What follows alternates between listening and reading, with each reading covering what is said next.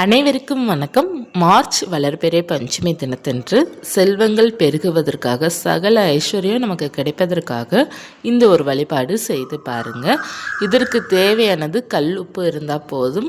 மிக சிறப்பான ஒரு வழிபாடு. இந்த வழிபாடு செய்வதன் மூலமாக உங்களுக்கு நல்ல கையில் பணமும் தங்கும். கடன் தொல்லைகள் இருந்தாலும் அது சீக்கிரமாக சரியாயிட்டு உங்கள் கையில் பணம் தங்க ஆரம்பிக்கும். இந்த மார்ச் மாதம் வளர்பிறை பஞ்சமி என்றைக்கு வருகின்றது அப்படின்னா, வருகின்ற செவ்வாய்க்கிழமை அன்று, அதாவது மார்ச் மாதம் 4ஆம் தேதி வருகின்றது. வராகி அம்மனுக்கு நீங்கள் எந்த தீபம் ஏற்றலாம் அப்படின்னா, முதல் தீபமாக செவ்வாய்க்கிழமை வருவதனால் வெற்றிலை தீபம் ஏற்றலாம், துவரம்பருப்பு தீபம் ஏற்றலாம். வெற்றிலை தீபம் சொந்த வீடு அமைவதற்காக நீங்கள் ஏற்றலாம். துவரம்பருப்பு தீபம் நல்ல ஒரு வேலை சம்பள உயர்வு கிடைப்பதற்காக ஏற்றலாம். வெல்லம் தீபம் ஏற்றலாம். வெள்ளை தீபம் ஏற்றுவதனால உங்களுடைய நகை அடமானத்தில் இருக்கின்றது அப்படின்னா அது சீக்கிரமாக உங்கள் கைக்கு வந்துடும்.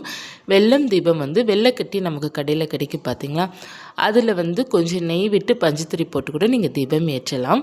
அல்லது மாவிளக்கு தீபம் கூட நீங்கள் வராகி அன்னைக்கு ஏற்றலாம். இப்படி இந்த தீபம் ஏற்றுனால உங்களுக்கு பல நன்மைகள் இருக்கின்றது. அதில் பார்த்துட்டா நமக்கு அந்த கடன் தொல்லை நீங்குவதற்காக இந்த 2 தீபம் ஏற்றலாம். அதாவது வெல்லம் தீபம் ஏற்றலாம், அல்லது பார்த்தீங்கன்னா மாவிளக்கு தீபம் ஏற்றலாம்.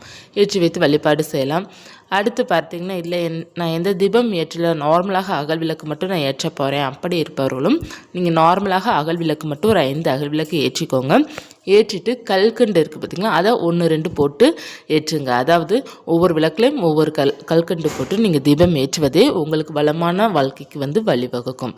நல்ல செல்வ செழிப்பு உண்டாகும். அடுத்து பார்த்தீங்கன்னா, நீங்கள் தீபம்லாம் ஏற்றி முடித்த பிறகு சுவாமிக்கு உங்களால் என்ன முடியுதோ அதை நைவேத்தியமாக வச்சுடுங்க. வளர்பிறை பஞ்சமி இருப்பதனால நீங்கள் நல்ல ஒரு இனிப்பான நைவேத்தியம் வைக்கலாம். பொங்கல், சர்க்கரை பொங்கல் அல்லது பாலில் நல்லா சர்க்கரை போட்டு வச்சுடுங்க. இந்த மாதிரி நைவேத்தியம் கூட வைக்கலாம். நம்மளால் என்ன முடியுதோ அதை சிம்பிளாக நீங்கள் வச்சுக்கோங்க. வைத்துட்டு மந்திரங்கள் பார்த்தீங்கன்னா, வராகிமனுடைய காயத்ரி மந்திரமோ அல்லது 12 நாமங்களோ அல்லது ஓம் ஸ்ரீம் வராகி தாயை போற்றி அப்படிங்கிற அந்த நாமங்கள் கூட நமக்கு அதிகப்படியான சக்தி கொடுக்கும். வராகினை எழுந்துள்ள செய்யும்.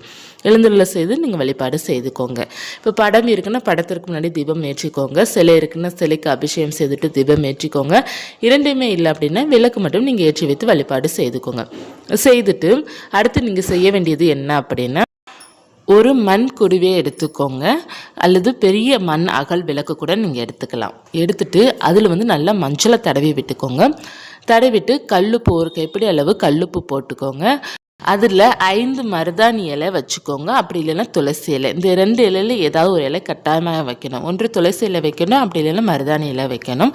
5 இலைகள் அந்த கல்லுப்பு மேலே வச்சுக்கோங்க. வைத்துட்டு மஞ்சள், அதாவது நீங்கள் விரலி மஞ்சளும் எடுக்கலாம், அப்படி இல்லைன்னா நீங்கள் மஞ்சள் தூள் கூட எடுத்துக்கலாம். மஞ்சள் தூள் எடுக்கிறீங்க அப்படின்னா அந்த மஞ்சள் தூள் நீங்கள் 1 ஸ்பூன் அளவு அந்த கல்லுப்பு மேலே போட்டுக்கோங்க. இப்போ விரலி மஞ்சள் அப்படின்னா நீங்கள் நடுவில் ஒரு மஞ்சள் துண்டு 1 மட்டும் போதும், ஒரு மஞ்சள் துண்டு வச்சுக்கோங்க. வைத்துட்டு நீங்கள் செய்ய வேண்டியது முக்கியமான செயல் என்ன அப்படின்னா, உங்களுக்கு எவ்வளோ பணம் வேண்டுமோ அந்த பணத்தை எழுதிக்கோங்க. இல்லைன்னா நீங்கள் நகை அடமானத்தில் இருக்குன்னு அதை மீட்பதற்காக இந்த பரிகாரம் செய்கிறீங்க அப்படின்னா கூட, உங்களுடைய நகை எத்தனை பவுன் அடமானத்தில் இருக்குது, எவ்வளோ அமௌண்ட்டுக்கு நீங்கள் வச்சுருக்கிறீங்க அப்படிங்கிறது ஒரு வெள்ளை கலர் பேப்பரில் நீங்கள் எழுதிக்கோங்க. சிவப்பு நிற பெண்ணாலும் எழுதலாம், ப்ளூ கலர் பெண்ணாலும் எழுதலாம், பச்சை நிற பெண்ணாலும் எழுதலாம். எழுதிட்டு அந்த பேப்பரை மடித்து அந்த கல்லுப்புக்குள்ளே வச்சுடுங்க. 3ஆவது நாள், அதாவது செவ்வாய்க்கிழமை இது நீங்கள் வைக்கணும், வியாழக்கிழமை நீங்கள் எடுக்கணும். அதாவது இதெல்லாம் ரெடி பண்ணிவிட்டு ஒரு சிவப்பு நிற துணி வச்சு நீங்கள் இந்த கல்லுப்பை வச்சிடணும்.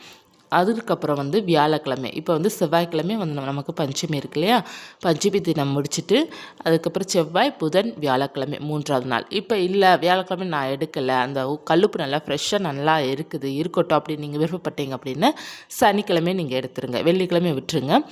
சனிக்கிழமை 5ஆவது நாள் கணக்கு எடுத்துக்கோங்க. எடுத்துகிட்டு இந்த கல்லுப்பை கல்படாத இடத்துல தண்ணீரில் கரைச்சி விட்டுருங்க.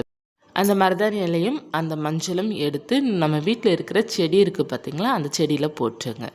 உங்களுக்கு சகல ஐஸ்வர்யமும் நிச்சயமாக உண்டாகும். நீங்கள் கேட்டது கேட்டபடியே கிடைக்கும். நல்ல பணம் வரவுக்கு இந்த பரிகாரம் நீங்கள் செய்யலாம். ரொம்ப எளிமையான பரிகாரம், ஆனால் பாசிட்டிவிட்டி அதிகமாக கிடைக்கும். நீங்கள் கல்லுப்பு வைத்து எத்தனை பரிகாரம் செஞ்சாலும் அத்தனை பரிகாரத்திற்குமே உங்களுக்கு பலன் கிடைக்கும். மிக மிக பாசிட்டிவிட்டி கொடுக்கக்கூடியதே கல்லுப்பு தான். உங்களுக்கு என்ன பிரச்சனை இருந்தாலும் தீர்ப்பதற்கு கல்லுப்பு போதும். இப்போ உங்களுக்கு உடம்பெல்லாம் வலிக்குது, கண் திருஷ்டி அதிகமாக இருக்குன்ற மாதிரி ஃபீல் ஆகுது அப்படின்னா கொஞ்சமாக கல்லுப்பு போட்டு குளித்து பாருங்கள். உங்களுக்கு நல்ல ஒரு பாசிட்டிவான எனர்ஜி கிடைக்கும். எல்லாமே தீர்வுக்கு ஒரே ஒன்று கல்லுப்பு தாங்க. நீங்கள் என்ன பரிகாரம் வேண்டுமானாலும் செய்யலாம் இந்த கல்லுப்பு வைத்து. பணம் வசதி வருவதற்காகவும் செய்யலாம், கடன் தொல்லை நீங்குவதற்காகவும் செய்யலாம், கண் திருஷ்டி போகுவதற்காகவும் செய்யலாம். எல்லாத்திற்குமே இந்த கல்லுப்பு பரிகாரம் நம்ம செய்யலாம். வீட்டில் நல்லா பணம் தங்கணும், லக்ஷ்மி கடாட்சம் வேண்டும் அப்படிங்கிறதுக்காகவும் நம்ம அந்த கல்லுப்பை வைத்து வழிபாடு செய்யலாம். எந்த அளவுக்கு நம்ம அந்த கல்லுப்பை வைத்து வழிபாடு செய்கிறோமோ அந்த அளவுக்கு நம்ம வீட்டில் வந்து செல்வம் பெருகும். இந்த கல்லுப்பில் வந்து லக்ஷ்மி வந்து குடிகொண்டு இருக்காங்க. கல்லுப்புலேயும் லக்ஷ்மி இருக்கிறாங்க, மருதாணி இலை துளசி இலையிலையும் லக்ஷ்மி வாசம் செய்கிறாங்க, மஞ்சள்லேயும் வாசம் செய்கிறாங்க. எல்லா பொருளுமே பார்த்தீங்கன்னா லக்ஷ்மி வாசம் செய்கின்ற பொருள் தான். அதனால் ஒவ்வொரு பொருளை வைத்து நம்ம ஒவ்வொரு வழிபாடு செய்யும்போது லக்ஷ்மியோட அருளும் நமக்கு பரிபூர்ணமாக கிடைக்கும். செவ்வாய்க்கிழமை அன்று இந்த கல்லுப்பு பரிகாரம் செய்வதனால உங்களுக்கு வந்து இந்த பணச்சிக்கல் இருக்குது பார்த்திங்களா, அது உங்களுக்கு வந்து தீரும். நிறைய பேருக்கு வந்து பணம் சரியாக கையில் வராமல் இருக்கும், நிறைய பேருக்கு வந்து சம்பளம் காணாமல் இருக்கும், நிறைய பேருக்கு வந்து எவ்வளோ பணம் வந்தாலும் கையில் தங்க மாட்டேங்குது அப்படிங்கிற அந்த பிரச்சனை இருக்கும். அதாவது பணம் சம்மந்தப்பட்டதுக்கு எல்லா பிரச்சனைக்குமே இந்த செவ்வாய்க்கிழமை அன்று நீங்கள் கல்லுப்பு பரிகாரம் செய்யும்போது உங்களுக்கு நல்ல ஒரு ரிசல்ட்டு கொடுக்கும். நீங்கள் வந்து வாரம் செவ்வாய் செய்யாட்டா கூட மாதம் ஒரு செவ்வாயில் இந்த மாதிரி செய்து பாருங்கள், உங்களுக்கு நல்ல பலன் கிடைக்கும். வெள்ளிக்கிழமை அன்று நம்ம செய்யலாம், தாராளமாக செய்யலாம். செவ்வாய்க்கிழமை அன்று பண சிக்கலுக்காக நீங்கள் செய்யலாம், எல்லாமே உங்களுக்கு சரியாயிடும். இப்போ கடன் தொல்லை வந்து நகை அடமானத்தில் இருக்குன்னு வச்சுக்கோங்கமே, இந்த பரிகாரம் செஞ்சால் உங்களுக்கு நகை சீக்கிரமாக உங்கள் கைக்கு வந்துடும்.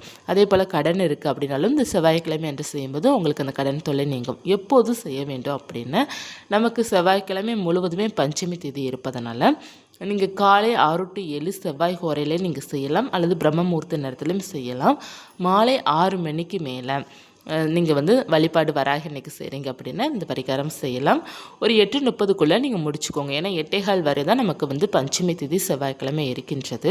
அதனால் நீங்கள் ஒரு 8:30க்குள்ளே நீங்கள் வராக இன்றைக்கி வழிபாடும் இந்த பரிகாரமும் நீங்கள் செய்து முடித்துக்கொள்ளலாம். 9 மணி வரை வழிபாடு செய்யலாம், தவறு கிடையாது. ஆனால் திதி வந்து செவ்வாய்க்கிழமை இரவு 8:15 நமக்கு திதி முடியுது. கொஞ்சம் நேரம் முன்ன பின்ன நமக்கு ஆகலாம், ஏன்னா ஒவ்வொரு கேலண்டர்லேயும் ஒவ்வொரு டைம் கொடுத்துருப்பாங்க. ஒரு 20 நிமிடம் முன்ன பின்ன ஆகலாம். இப்போ நான் 8:15 சொல்கிறேன் அப்படின்னா 8:35 வரை நீங்கள் வந்து வழிபாடு செய்து கொள்ளலாம். ஏன்னா ஒரு 10 நிமிடம் முன்னையும் கொடுத்துருப்பாங்க, பின்னையும் கொடுத்துருப்பாங்க. ஒவ்வொரு கேலண்டரில் ஒவ்வொரு டைம் கொடுத்துருப்பாங்க. நீங்கள் 8:30க்குள்ளே இந்த வழிபாடு செய்து நீங்கள் நல்ல பலனை நீங்கள் கிடைக்கணும் உங்களுக்கு அப்படிங்கிறத வராக மட்டும் நான் பிரார்த்தனை பண்ணிக்கிறேன். இந்த வளமான வாழ்க்கை வாழணும், வசதியாக வாழணும்னு நினைக்கிறவங்க எல்லாருமே பார்த்தீங்கன்னா வழிபாடோடு சேர்த்து ப்ளஸ் உழைப்பும் நீங்கள் கையில் எடுங்க. நிச்சயமாக உங்களால் வாழ முடியும். உங்கள் மனசில் வந்து பணம் சேமிக்கணும், பணத்தை வந்து நம்ம சரியாக கையாளணும், பணத்தை வந்து சிக்கனமாக வச்சுக்கிடணும்னு நம்ம எப்போ நினைக்கிறோமோ அப்போது நம்மக்கிட்ட பணம் தங்க ஆரம்பிக்கும். பணத்திற்கான மதிப்பு நம்ம கொடுக்கும்போது பணம் நம்மளை மதிக்க ஆரம்பிக்கும், நம்மளை தேடி வர ஆரம்பிக்கும். பணத்தை வந்து ரெஸ்பெக்ட் பண்ணுங்க. அது அங்கங்கன்னு போடாமல் அதற்குன்னு ஒரு பர்ஸை அல்லது ஒரு டப்பாலே போட்டு அதற்கான மதிப்பு கொடுத்து ஒரு இடத்துல வச்சு பாருங்கள். பணமும் உங்கள்கிட்ட தங்கும், வசதி வாழ்க்கையும் உங்கள்கிட்ட வரும், அதிர்ஷ்டமும் உங்களுக்கு கிடைக்கும், செல்வமும் நிறைவாக இருக்கும், வாழ்க்கை வசந்தமாகும்.